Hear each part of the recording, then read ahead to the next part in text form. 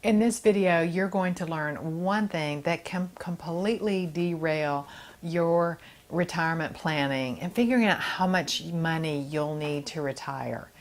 Hi, I'm Camille Gaines, and I write about creating multiple income streams ahead of retirement and also my experiences from investing for almost 40 years at retirecertain.com. In this video, I want to share with you one thing that I discovered that can really throw how your cash flow works with regard to how much money you're investing and how much money you're estimating you'll need for when you retire, and that is extraordinary expenses. And I want to tell you how I handle this now.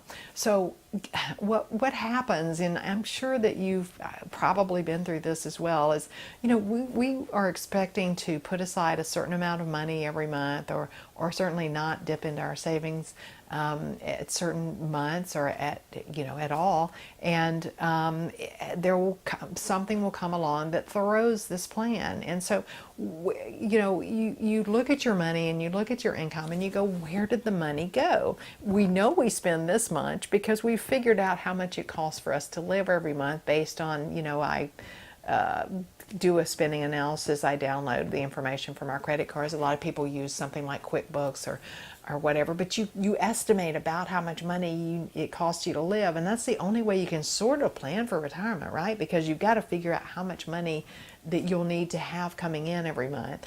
And so what happens though is it kind of gets thrown, so often the numbers are off. So here's what I did, and what I found was happening is those extraordinary expenses were happening. So a lot of financial advisors and financial gurus suggest having an emergency fund, right? These aren't really emergencies. These are things that are just happening and they're a part of life.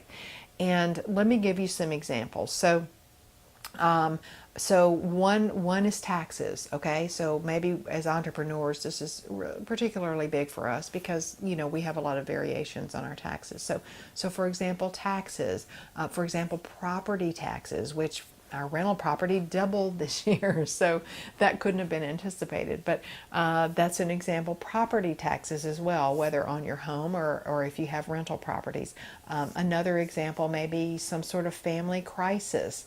Another example may be your own crisis. Now that would really, I guess your own crisis would be an emergency, and that would come from an emergency fund. But a lot of people, let's face it, don't really have emergency funds.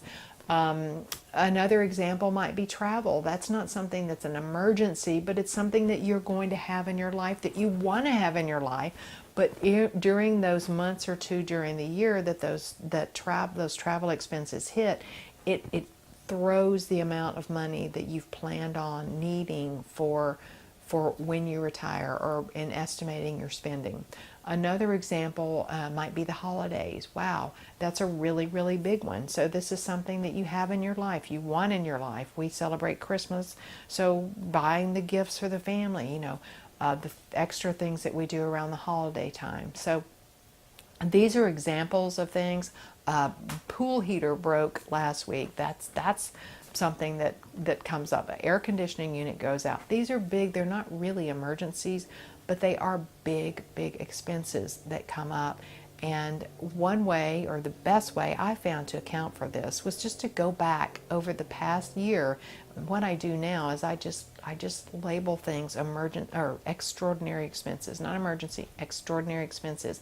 And I add those up and I see about how much they come out to on an annual basis. I divide that by 12 and I simply take that amount and add it to our typical monthly living expenses. Believe it or not, they come out fairly close to each other from month to month. So that's a great way to handle this. I hope you found this information helpful. It's to know that those extraordinary expenses are coming, about how much they are, not feeling guilty or that it's wrong to have them, but being able to accurately measure about how much money you need to retire. Because if you don't anticipate these things, then you could come up short and not have enough money to retire. That's what I wanted to share with you in this video. If you found this information helpful, I'd love it if you would click the thumbs up button below the video and subscribe to my channel. I'll see you over at my blog, retirecertain.com. Thank you.